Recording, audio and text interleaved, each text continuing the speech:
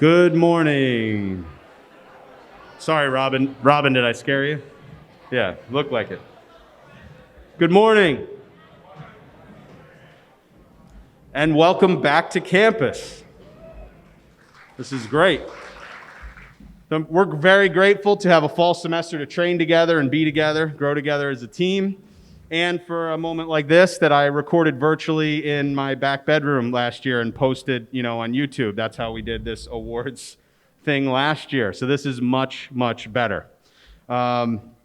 Just as a reminder, once you're done eating, if you're getting up and moving around, put your mask back on. All right, we want to be the, emblematic of compliance with whatever the college is asking us to do. Right? That's how we stuck around as long as we did last year, and we made it all the way to the finish line. Okay, so that's what I asked the guys to do. It has nothing to do with necessarily any of our personal opinions, but we all have bosses, and the college is our boss, and we do what the college asks us to do until they change the rules for us. Then we can do something different. Okay? So here we go. Just a couple quick thoughts. 2021 season was marked by a lot of things: excitement, masking, that's still around, social isolation, quarantines, tailgates in church parking lots when you couldn't attend the games, a lot of winning, and a lot of program firsts. When I reflect back on last spring, the thing that defines or is most maybe memorable to the journey is, in hindsight, from March 27th until May 8th, we never had the same starting 10 in the lineup. Either because of injury or COVID or quarantine, we started 7 or 8 different close defensemen, 6 different attackmen. So the depth and strength of the team really came through in a year where it was going to be needed, in ways that, although I figured we'd have, reasons to modify for COVID, it was far more than I expected. And so to have that sort of ability to conform over 8 games and win 8 games in a row and never start the same group of guys for various reasons was pretty cool. The only constants over those 8 games, I went back and looked at the guys who would have been starting, that did start, were Carson Reese, Scott Wilden, Zach Ornstein, and a goofy freshman named Kyle Gartenmayer, right? So you had the guys who were like in their 5th and 6th year of college who wanted nothing to do with going anywhere near a place they could be contact traced, right? And you had Gart over here. Good for you, Gart. Good job, bud. Today we get to highlight some of the accomplishments of the 2021 team, and at the same time, in a way, put the entirety of the past season behind us so that we can begin to find out what the 2022 team is going to be and what they're going to become, and just how good they can be. So we're going to start with those guys. Thank you, new guys. Give them a round of applause.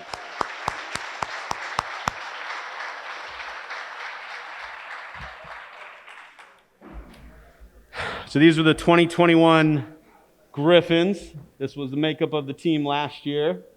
All right, got to finish with a big win on May 8th. We're going to start out today by recognizing the seniors. And we have we have one senior from the 2020 group here this morning too, so we're going to get to talk about him, as well as a couple guys who are still on our roster but got their bachelor's degree last year. So we treated them like seniors, just in case Connor O'Donnell got like a 6-figure job offer and wasn't going to come back to school. I wouldn't blame him, right? Forget the master's degree at that point. But this group has been pretty cool and obviously had an unusual, just like we all have, last 18 months. So it's cool to be here and be able to present them with their uniform as they get to play in their first alumni game. Some of them aren't sure they want to play. Some of them think they got a lot of really out of shape in 4 months. Couldn't be that bad. So first, Stephen Hogan from the class of 2020. Hoagie is now a college coach, believe it or not. He's coaching defense. He's coaching defense over at Cairn University, right? Here near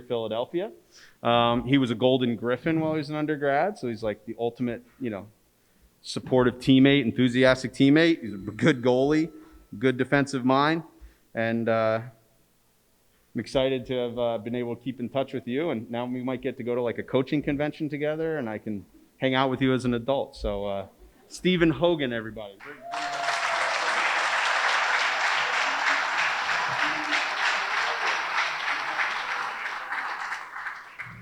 We left the uniforms in the bubble wrap due to how much tape was on them because we figured you're going to then want to put it right back in the box and put it in your car. So, sorry. Coach Jim made that decision. Good decision. All right. You want to take a picture in the bubble wrap? Let's do it. Got it. All right. Congrats, Hoagie. Next, a guy who played 1 year with us and is now helping us out on the coaching staff, Zachary Ornstein. All right.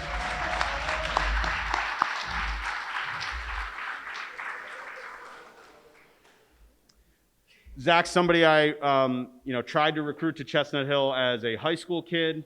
He all of a sudden blew up, and D2 was no longer really a thing for him. But you can come up. Yeah. Do you want to say a few words? I just have to tell you how great I am. Yeah, I'll let him talk because that's his favorite thing to do. But 2 colleges later, we got him at Chestnut Hill, and he was a heck of a player for us. And now he's in Javon and Schultz's ear, trying to get them to be the next elite face-off guy here. So, no, I'm serious. You want to say something? I'll say a few words. Go ahead. Maybe messed down. Yeah, I just want to say, there were 2 kids here from the town that I grew up in yesterday getting recruited, and I told them that there's such a unique community here and the way that teams are accepted, and I transferred twice, so just the opportunity to not only meet new people and have a new network and just a community to be a part of, but the way the team accepted me before they even saw me play, it was just a really unique experience. And I'm forever grateful, Coach T, for what he did for me and the coaching staff, but more importantly, the guys around me, and being able to come back and coach is a really unique experience. And as much as I like playing, I think I like coaching a lot more. So, it's really just been an honor to be a Griffin, and I'm the biggest advocate of this place. I think it's great, the small community, and everything that is built. Coach T hasn't been here for that long, and to see this and have this many people here, like I said, this is my 3rd school, and this may be the best community I've been a part of. So I really just want to thank everybody for having me, and thank coaches.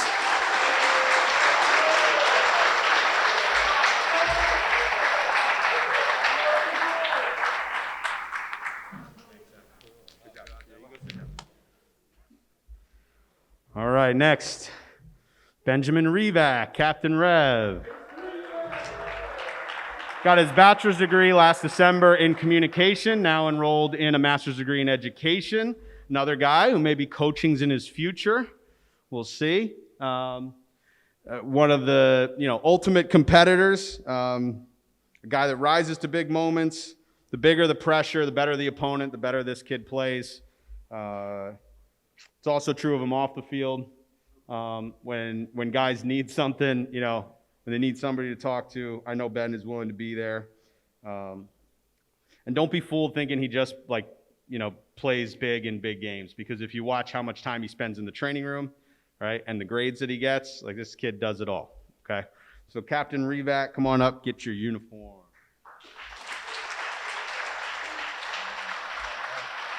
You want to say something? No, I didn't think so. And I offered to him to say something, and as we know, Ben, different vocal leader. Hoagie would have had a poem ready for us. If you don't know, he's a English literature minor. He probably would have prepared something to write. So sorry, I put you guys on the spot here. So congrats, Ben, and thank you. Next, Connor O'Donnell.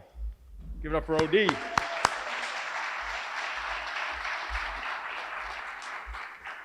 Connor got his bachelor's degree last May in accounting, consulting with Professor Flower. Should I come back? What should I do? What would I do with this extra year? So we're very glad to have him back. I think back, and I've told this story probably to a few freshmen, Connor's first fall here, and we're new to each other. The returning guys are maxing out in the weight room, and the freshmen are told, just wait till Thanksgiving. We'll let you do, your 1-rep maxes. We'll let you show how strong you are. Connor couldn't wait for that. So he went in on his own time and throws, several hundred pounds onto a deadlift bar, and we missed him for most of his first fall semester when he tweaked his back. So he had an interesting freshman year, missing most of his fall. By the end of the year, he had an important role in the defense, and over the last couple seasons has turned into one of the best defenders in the conference. So we're very lucky to have him back. And just from a perspective of how we use him now, because he's a great communicator and a smart guy, a lot of times we'll have him cover the other team's, second or third guy. That's fortunate. We had Jordan, who we'll get to in a minute. We have Connor cover somebody's second or third guy, so we put him in a position where he can see everything that's going on and help direct traffic. I expect him to be a big part of our leadership group and the direction the team goes this year, and I'm very happy to have him back. Connor O'Donnell.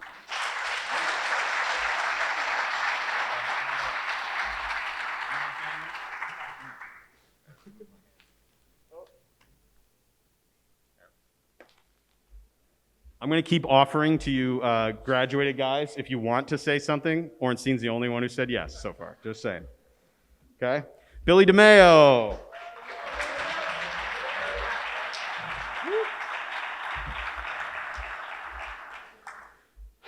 Billy D was selected a captain last year.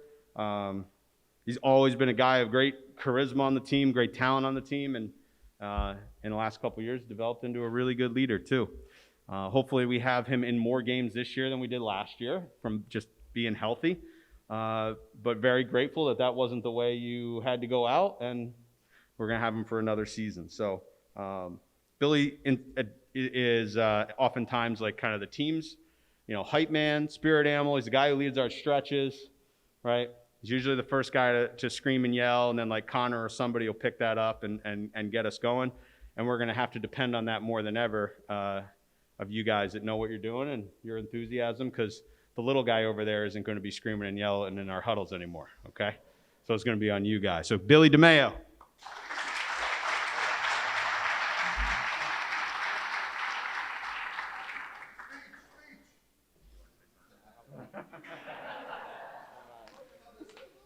Huh?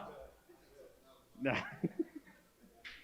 All right, so now I'll just say quickly, Stephen Lapuzzo and Carson Reese. I saw him last Monday at our golf outing, but Carson couldn't take off to be here, so I had to bring him all his hardware, as you might expect. Carson had a lot of stuff. And Stephen's hoping to be here this afternoon.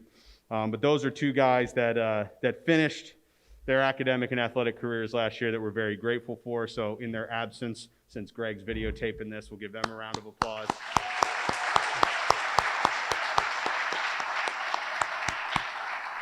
Now we'll come to the three guys that played their last game with us last spring. First, 44, Austin Philistine.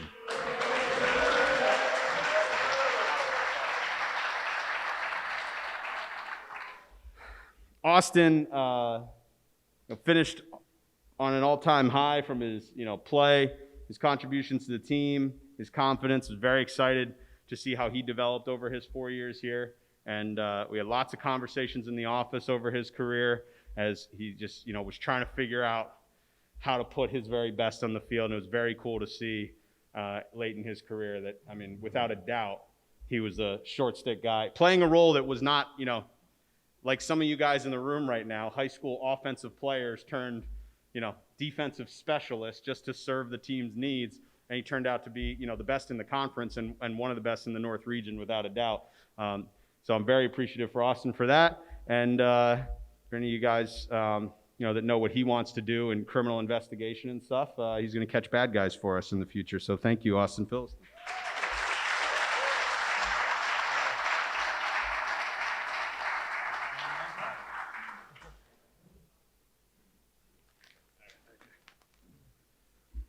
All right, Jordan Jesnak.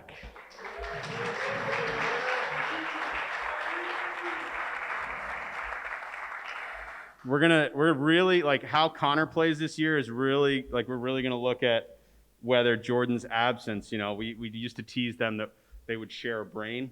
One of them could get half, the left half or the right half on a given day because they were spent so much time together and good buddies. Jordan, I know I still owe you that rec letter before October 1st for the commissioner's school. So Jordan's planning to be a officer's commissioner school. Did I say that in the right order? Officer candidate school. So I'll do that this weekend. I promise. I won't miss the deadline. I will get it to you before the deadline. But he's a sweet guy. He's a kind guy, but also just a tenacious defender. One of the best teammates, I think, from my observations. Hopefully that's true in your relationships, but I definitely saw it on the field how you related to guys, and definitely going to miss you. But there's a lot of young defensemen here who want to be the next Jordan Jesnak, so that's a good thing. So hopefully you've got a little bit left and don't embarrass yourself out there today. Otherwise, we've been holding you up on this pedestal, and you go out there and, if Slater takes you to the rack, then we will stop talking about you, okay? But thank you, Jordan. Jordan Jesnak, everybody.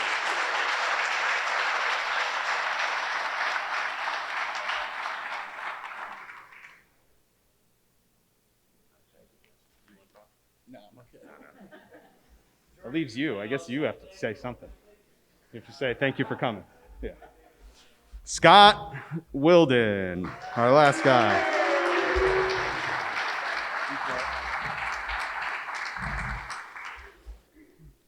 Scott was here a long time. He was here before me, him and Carson. And watching him go from a good player to one of the best players, anywhere.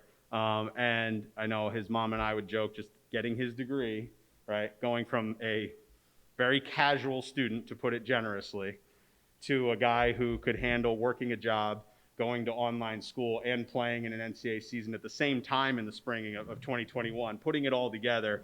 I mean, this guy did it all. He had more, in all likelihood, like the amount of stuff that was required of you last semester. So I was checking on you so much. I'm like, you have more going on than most other guys last semester.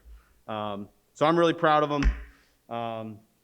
And this is the guy, one of the guys that we got to replace a lot of goals and points for. And certainly, he and Ben and several other guys were a pretty dangerous midfield for us. So we're looking for the next couple guys to fill your shoes. So thank you, Scott, for everything. Scott Wilden, everybody.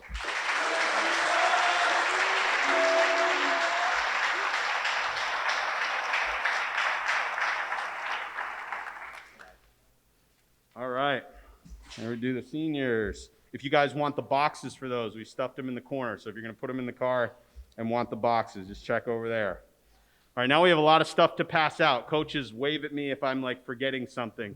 But there were a lot of awards. I promise you this isn't every single one, but there was a lot of them as I was trying to go back and catalog stuff. So first, some academic awards. The CACC All-Academic Team. Got to be at least a sophomore, have a 3.5 GPA. Okay, we had several guys named to that team. I think in our freshman class, now sophomore class, there's going to be several more names up there. A lot of good students in our underclassmen. Connor O'Donnell's on it for the second or third time. I think Ben's the second time. So I got a couple things over there, that pen and the certificate. Oh, they're right here. Awesome. So can Connor O'Donnell, Ben Revac, PJ, and Pierre come on up and grab some stuff from me?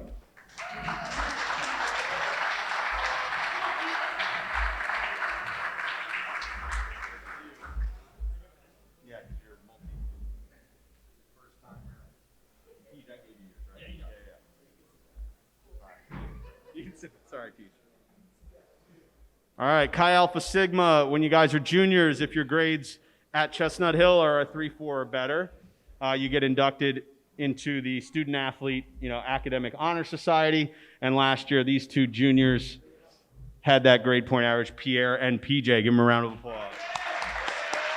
I don't have anything to give you. Nothing to hand you on that one. You guys got something at the ceremony last year, right? No, it was virtual. You probably didn't get anything. Sorry. Sister Jean probably has a certificate or something somewhere to give you. And a really cool honor for the second year in a row, a Chestnut Hill guy taking home this Top 16 award.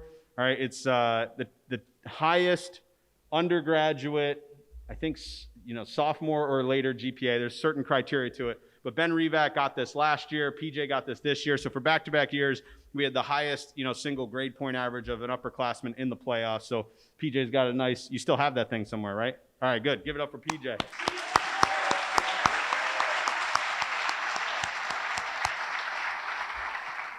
As a team last year in the spring, given virtual learning and all that was going on, the guys carried a 3.1 GPA. Not too bad, right, considering the spectrum of guys. We're really rooting for Mickey Holland to, bring us up this semester. All right, now we have a couple guys named Scholar All-Americans last year. This is a pretty cool career achievement award. Got to be a senior, got to have certain grades, got to be one of the best players in the country. Just to be eligible, then they go to a committee, and those coaches select who's going to be a Scholar All-American there. So we had 3 guys earn this award this year. Come on up and get your certificates. Ben Revac and Connor O'Donnell and Carson Reese. He's already got his.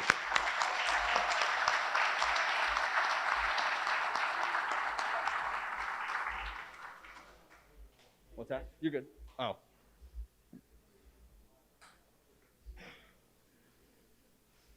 Okay, some other awards here.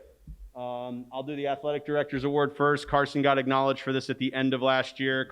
Athletic Director Bowser, who's here with us this morning, came to one of our practices and presented Carson with an award. So we were able to capture that last year. That's one male and one female athlete each year at Chestnut Hill who are selected by the staff, the trainers, a whole bunch of administration and stuff to be the athlete, the male or female athlete at Chestnut Hill. And men's lacrosse is, I think the last one was Chris Dahowski, and before that probably you, Alec, right? So we've had a good number of these guys pop up. So round of applause in case I get to send this to him for Carson Reese.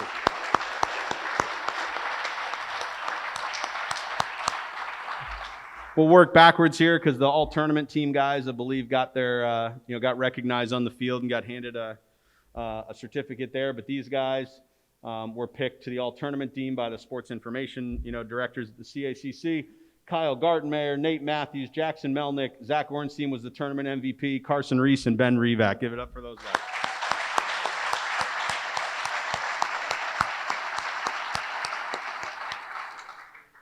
All right, when it comes to all conference, I said to the guys when this was announced, it was released to coaches a few days before the first playoff game, because this can be a tricky thing when you've got a really good team of who ends up getting recognized. Like if you're the best player on a not so good team, you usually stand out. If you're a good player on a great team, you might not get as much attention. So one of the things I said to the guys, like, this is what everybody else thinks about us. This isn't what we think about each other in our huddle, right? This is what other coaches and other people, get to decide what their opinions of us are. Everybody on this list that earned an award did so because of many more guys that ended up getting an all-conference, thing. And we, several guys by name at the time, you think about, the LSMs that helped spell PJ. You think about all the midfielders that ran two-way for us that might not have as big numbers as Ben and Scott, but the Jack Kleins, the Mickey Hollands, the Bill DeMayos, the guys they're in that role getting up and down the field. And Jackson Melnick, right? Like, you can't tell me there are 4 better attackmen that Jackson shouldn't be on an all-conference team. But again, it's not what we think, it's what everybody else thinks, right? So this is motivating. I know for some of the guys in the room, that's good. But it was cool that out of 26, 28 guys that were picked to the first and second team, we had 11, and nobody else had more than 6. So that tells you something about, how powerful our team was in conference. So these guys are going to come up. Also, before I forget, every player of ours that made first team All-CACC was then picked on the All-North Region team, which is a precursor to the All-American team. So those are kind of the guys from the North and South. They put their best teams together, and that's where the All-Americans kind of get picked from, as those All-Region teams. So we had 8 first-teamers, so we have 8 guys that made the All-North Region team, 3 guys here on the second team. Please come up and get your plaques and your certificates. J.R. Howell, Kyle Gartenmayer, Jordan Jesnak, Jake Miller, Connor O'Donnell, Zach Ornstein, Austin Philistine, Ben Revac, Carson Reese was the Conference Player of the Year, P.J. Spurnell, and Scott Wilden. Come on up.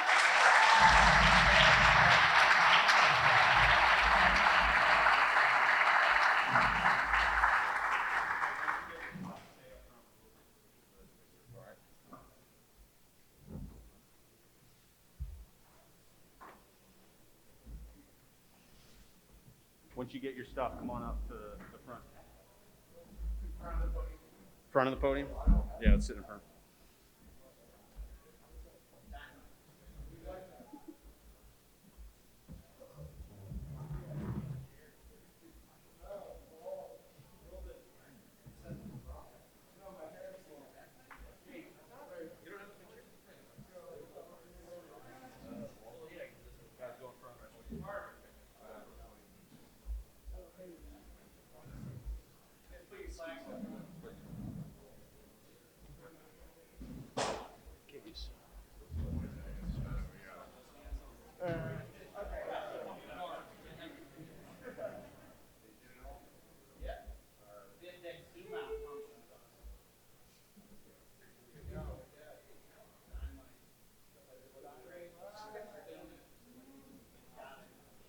All right. Thank you, fellas.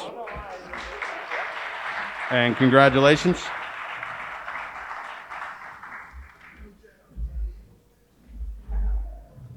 Okay, so for the first time since 2017, we had some guys named to the All-American team. All right. And these names, you've seen a bunch on the board. So it's pretty cool to have, our team recognized with a few of these All-Americans. As is the case, a lot of times to the victor go the spoils. So in the same way that we had, the most all-conference guys picked because we swept the conference, I know with the changes in our schedule that if we play well this year, our guys will get a lot of attention.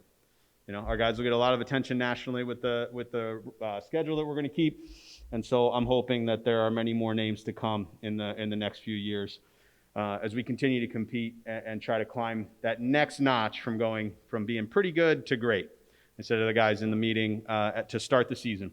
We've done the foundational work from being just okay to being pretty good. The hardest part is yet to come, to go from being good to being great. I have a lot of respect for the teams that are in the top 10 year in, year out. Know a lot of those coaches, have learned a lot from a few of those coaches, right? Mercyhurst, their worst year is like 9th in the country, right? That's a bad year for Mercyhurst, okay? So those are the guys we're going after, and as we continue to play well against them, I think we'll have more of these guys recognized, but these guys had a heck of a year. Carson Reese, Ben Revac, Zachary Ornstein, come on up, grab your certificate, fellas. Congratulations on being an All-American.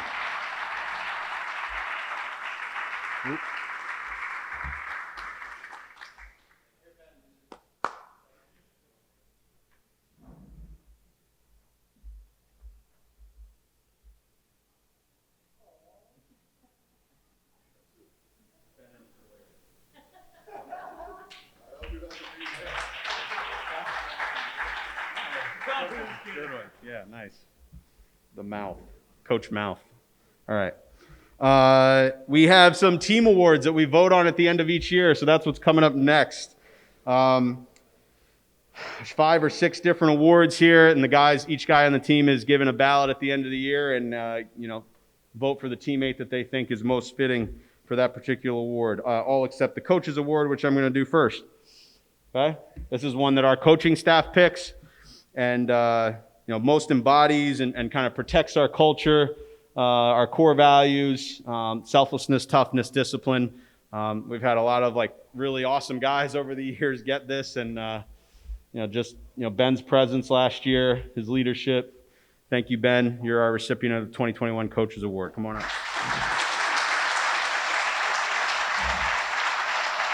And take the slip.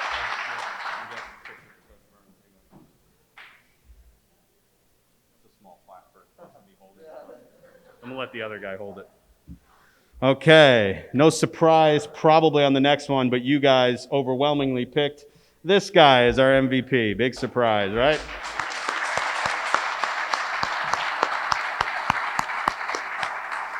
If you missed it, Carson did get picked in the 4th round a couple weekends ago in the NLL draft.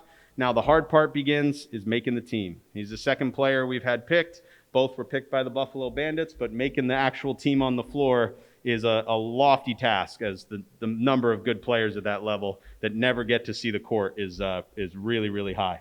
So he got his training plan last weekend. We got to do a little interview with him.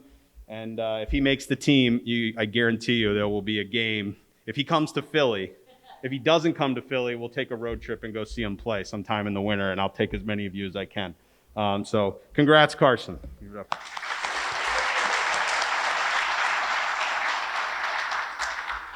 All right, next is most improved, I think, if I have my slides in the right order. Most improved player from 2021, Mike Smith. Come on up.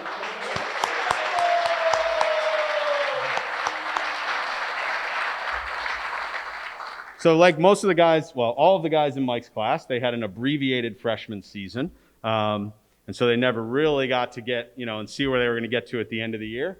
But he came in, again, with no fall in his sophomore year and was playing very well, very much adapted to being, an understanding team offense guy and just constantly made the right play. And so having him kind of on the coattails of Ben and Scott, we felt very good that at any minute, we could throw Mike in with either one of those guys and we're going to be just as productive. So Hopefully you keep going on the upward trajectory, but congratulations on making a huge jump from freshman to sophomore year. And most improved, Mike Smith.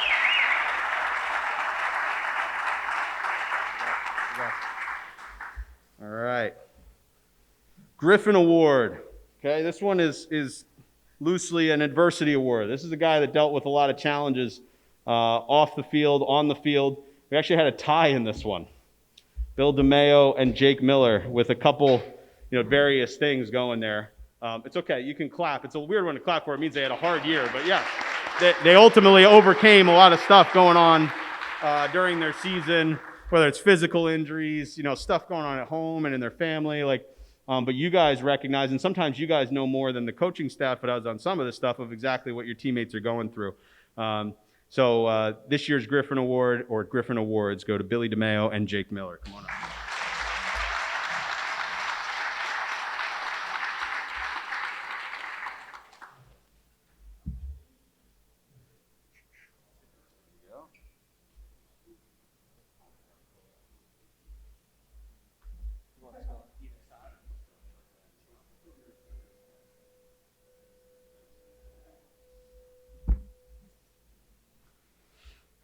All right. The next award I named after our first goaltender at Chestnut Hill, who was a guy who was a captain for us early on, did not just isolate himself to being friendly to and building relationships with his lacrosse team, but was really kind of a presence on campus and a good leader all around. And this guy ended up marrying a girl from Chestnut Hill a couple years ago. I think he might be the first Griffin alum, no, third with a kid. Forgot about Craig and Shane. Yeah, Craig has 3. Forgot about Craig. But this is the Dakota Maurer Leadership Award. All right, this is the guy who kind of did a great job inspiring his teammates on and off the field, and unselfish and loyalty to the team in Chestnut Hill College. And so kind of no surprise there, the guy who, all about college, is the athletic director's pick, for his award, et cetera, et cetera. It was Carson Reese for this year, so congratulations.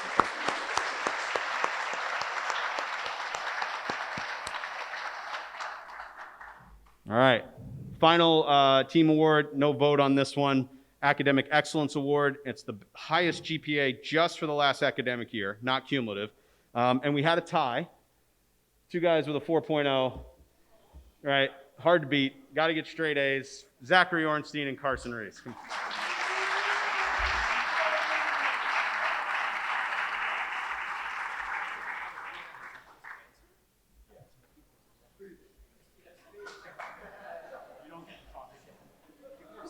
Yeah, I know. We got to go warm up for a game, okay? All right. Let me see what my next slide is. So many of you in this room, help make our season run the way that it does. Whether it's, foundationally just helping me feed the guys on away trips, with a little extra this or that so we can kind of upgrade our meals, to some of the stuff behind the scenes, like what we're going to see at the end here with the championship rings, which, although the athletic department made a real nice contribution, that was an expensive purchase. That takes help, all right, to make that happen. So these are a lot of the people in the fiscal year ending, I think June 30th or whatever, from my institutional advancement office, of folks that contributed in some way to the program. So a lot of you are in this room. Please give yourself a big round of applause and thank you.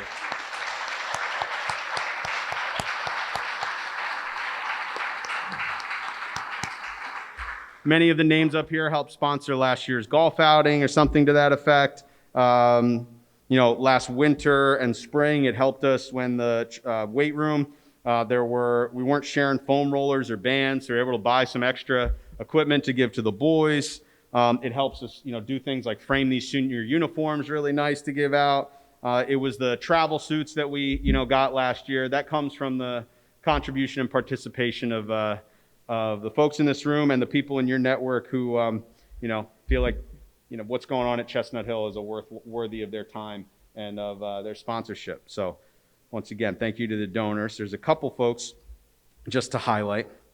Sounds bad to say it, but she's not on her way out, but Valerie Doreen's not here today. I got to see her last Monday. But Valerie and Doreen, right, came in, two underclassmen parents. You were pretty much 20 by the time you were freshmen here. But underclassmen parents figuring out how do we rally support for the team, as, they're off and running. What can we do to help? And so they built this into, starting a golf outing and all this different stuff, and the tailgates and the tents and all this stuff. So, stuff that I would never think of, and borderline sometimes get emails because Valerie's programmed to think like PR, like big stuff. And I'm like, I'm trying to coach a lacrosse team. Like, Ornstein, you want to be the director of operations, right? Yeah, this is where this comes together. Now, if you email Ornstein, he can respond to it. There we go. No, I'm just teasing. But they've done been a tremendous support to the program. And so I just want to give a big round of applause virtually for Doreen and for Valerie for kicking this thing off as I arrived here 5 summers ago. So thank you. Come on.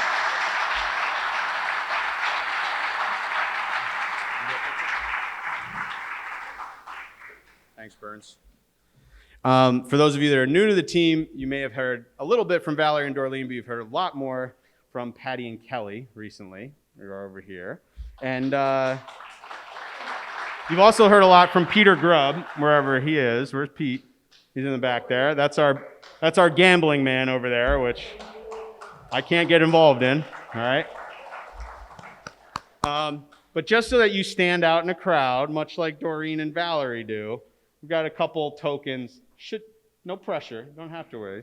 But got a couple uniforms for you guys to wear. And Patty and Kelly, come on up, and we'll give you a round of applause and suit you up.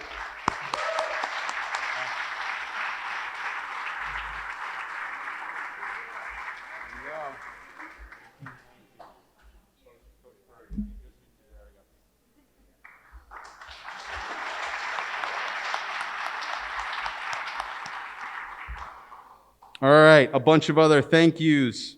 Hoping I don't miss anybody.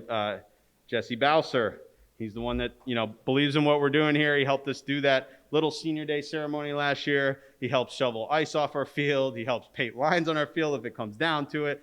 All right, I can tell you behind the scenes, he wants men's lacrosse to be successful. He wants to see a lot of teams at Chestnut Hill start to get on the rise. And I can tell you, I think over the next couple seasons, although it's maybe nice to be the winningest team on campus, I think it'd be pretty cool too if you got a lot of teams at Chestnut Hill competing for conference championships year in and year out, and that's Jesse's vision. So thank you.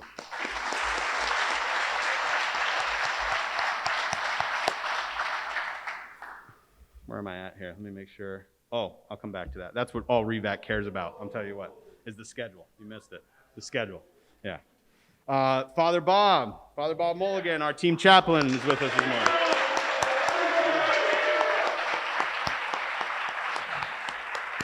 Father Bob helps focus us before games. He's always there for our away trips, even if he's not traveling with us, to kind of pray for us and focus us and give us a word of wisdom before we take off on the road. I'm very grateful for your involvement over the last couple seasons, and I'm glad for that to continue. The voice of the Griffin, Evan Simpson, is here.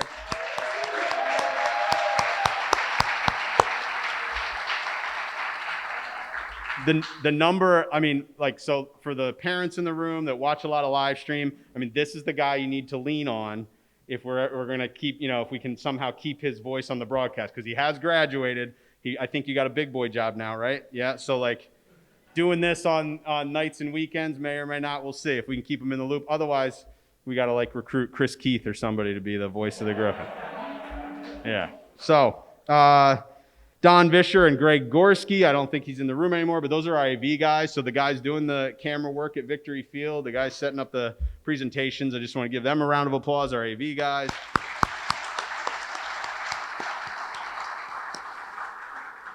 As much as some of you maybe scrutinize the stats, our sports information guy deserves a round of applause, Greg Gornick, okay?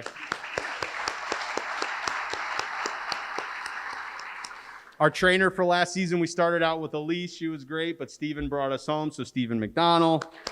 I don't think he's with us this morning. There's Greg. We were cheering for you, Greg. That's Greg right there, Gorski. All right. Our strength coach, all right, we spend more time in the weight room than anywhere else as a team except for on the practice field. Coach Egan's here this morning.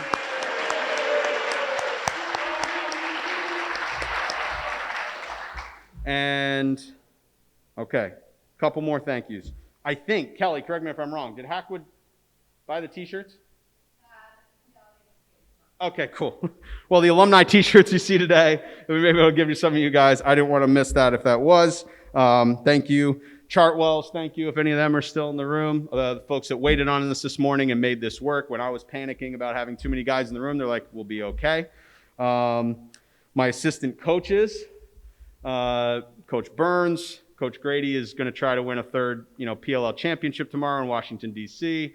Coach DiCarlo, I can't do it without these guys, right? We'll figure out a way to do it without Coach Spank. I'm just teasing. But thank you to Coach Spank. These guys, like to have 4 assistant coaches getting paid next to nothing to stay with me for 4 years, that more than anything affirms that I'm not a total psychopath, right? That they would hang around, because trust me, there's not a lot that they, not like putting a bunch of money in their pocket to keep them here, right? They're doing this because they love to do it. And welcome to Coach Ornstein, who will be joining the staff this year. We traded out one Howell guy for another this year. So thank you to those guys.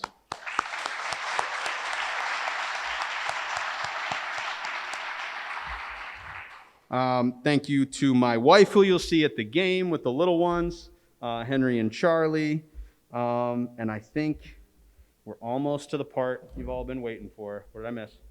You missed yourself, Coach. And then, of course, Coach Terranova, right? Go sit down. Burns, this is my show, okay? This is my show. You stay over there. All right, so this is the schedule for the spring.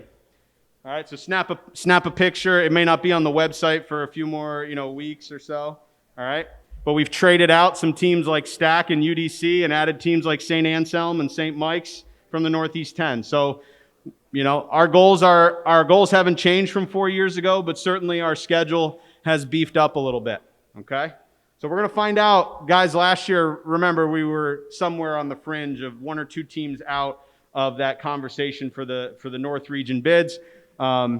This year it won't be a question of strength of schedule or wins and losses against good teams. We're going to have plenty of opportunities to prove if we belong in that. And if we somehow finish the season with 2 losses like we did last year, I can guarantee you we'll be in the postseason. But one game at a time, 1-0 mentality, and we start with 2 teams that finish in the top 10 in Division II in back-to-back weekends. All right, with about 3.5 weeks to get ready for them. So that's the schedule. I'm very excited for it. What do you think, Ben? I like it. He wants me to start sharing film on these opponents now. All right, so now,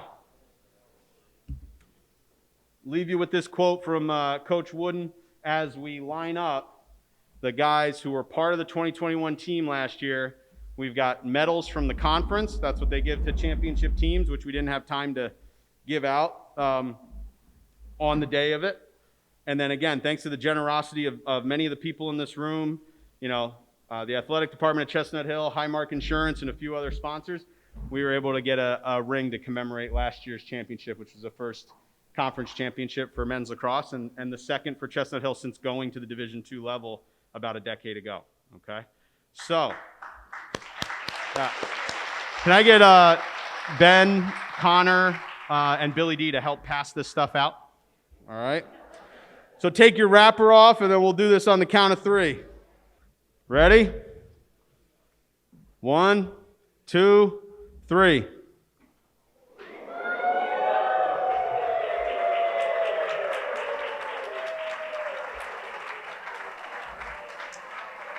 What do you think? Thumbs up or thumbs down? It's pretty awesome. It's pretty awesome.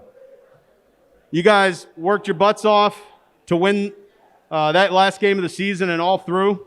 And again, thank you to the folks that made this memento possible to commemorate a pretty cool year. All right, with that, the 2021 season is officially behind us. We're not talking about winning in the past anymore, and we're going to try to win in the future.